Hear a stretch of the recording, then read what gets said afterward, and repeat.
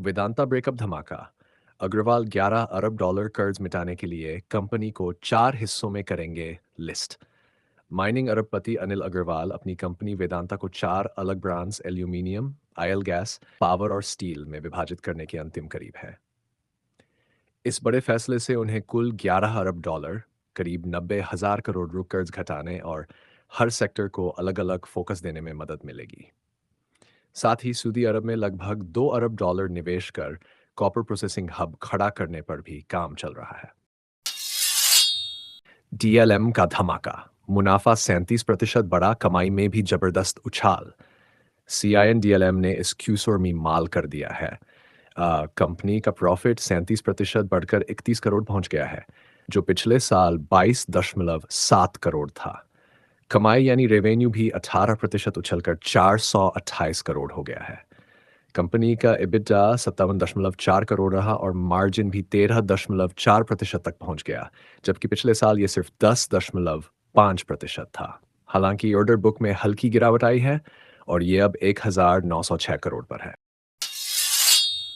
मोतीलाल ओसवाल का बड़ा दाम। वेल्थ बिजनेस में 20 से 25% ग्रोथ का लक्ष्य। मोतीलाल ओसवाल प्राइवेट वेल्थ ने वेल्थ मैनेजमेंट बिजनेस में 20 से 25% की ताबड़तोड़ ग्रोथ का लक्ष्य रखा है।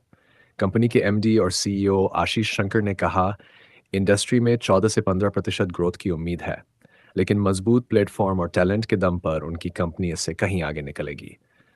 बढ़ती प्रतिस्पर्धा के बीच सही रणनीति और सर्विसेज के साथ मोतीलाल ओसवाल बाजार में लीड करने को तैयार है।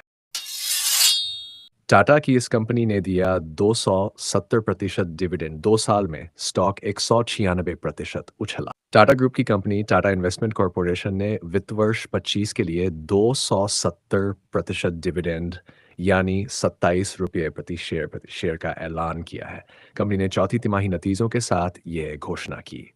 पिछले 2 साल में इसका शेयर 196% चढ़ा है, जो निवेशकों के लिए बड़ी खबर है। सोमवार को बीएसई पर स्टॉक 1.75% बढ़कर 6,401.60 पर बंद हुआ। कंपनी का कहना है कि डिविडेंड का भुगतान एजीएम में शेयरधारकों की मंजूरी के बाद होगा। एचडीएफसी बैंक ने रचा इतिहास। 15 लाख करोड़ मार्केट कैप वाली तीसरी भारतीय कंपनी बनी एचडीएफसी बैंक ने नया कीर्तिमान स्थापित किया है। बैंक का मार्केट कैप 15 लाख करोड़ को पार कर गया, जिसके साथ ये रिलायंस इंडस्ट्रीज और टीसीएस के बाद इस मुकाम तक पहुंचने वाली तीसरी भारतीय कंपनी बन गई। मंगलवार को शेयर 2.5% चढ़कर 1974 पर पहुंचे, जो 52 हफ्तों का उच्चतम स्तर है। निवेशकों का भरोसा और मजबूत प्रदर्शन इस उपलब्धि के पीछे मुख्य कारण है। बीआईआई ने 2 crore 30 lakh RBL bank share बेचे।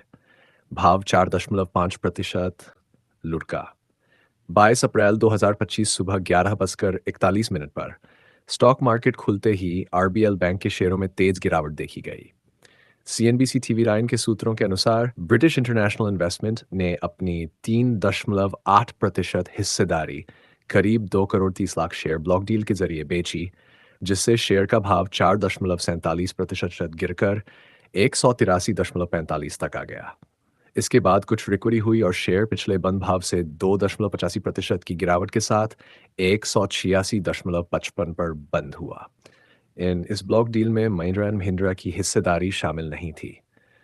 ट्रेडिंग वॉल्यूम 743.81 लाख शेयर रहा, जिसका मूल्य करीब 1,393.1 करोड़ था।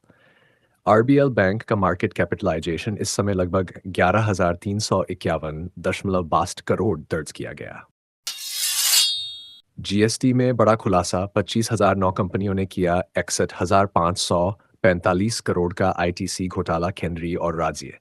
जीएसटी अधिकारियों ने FY25 में 25,009 फर्जी कंपनियों का पर्दाफाश किया, जिन्होंने एक्सिट 1,545 करोड़ के इनपुट टैक्स क्रेडिट आईटीसी की धोखाधड़ी की। अधिकारियों ने 1,924 करोड़ की रिकवरी की और 168 लोगों को गिरफ्तार किया। 2 साल में 42,140 फर्जी फर्मों ने 1,01,000 करोड़ का आईटीसी फ्रॉड किया।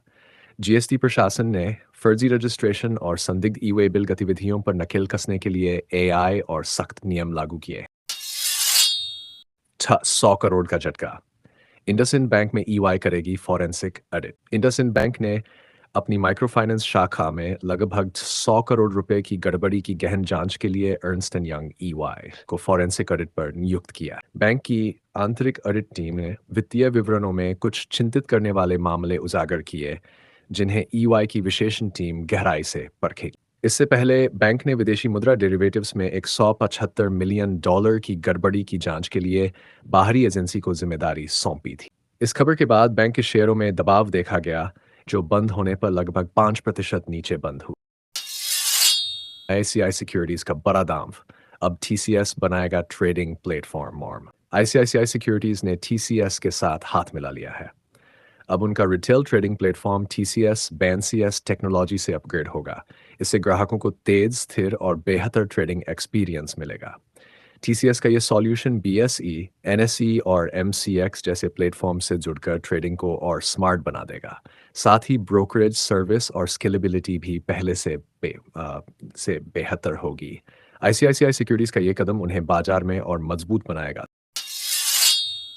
360 वन और यूबीएस की साझेदारी वेल्थ मार्केट में गेम चेंजर। भारत की सबसे बड़ी wealth management company 360 one WAM limited ने स्विट्जरलैंड की जानी मानी बैंक यूबीएस से समझौता किया है। इस डील के तहत 360 वन यूबीएस का भारत वाला वेल्थ मैनेजमेंट बिजनेस खरीदेगी। इसके बदले में यूबीएस को 360 वन में 4.95% की हिस्सेदारी मिलेगी। अब ये दोनों मिलकर एक कमेटी बनाएंगे जो ग्रोथ और नए बिजनेस के मौके तलाशेगी। अभी यह हरीला सरकार की मंजूरी का इंतजार कर रही है। यह साझेदारी भारत के वेल्थ मैनेजमेंट मार्केट में बड़ा बदलाव ला सकती है।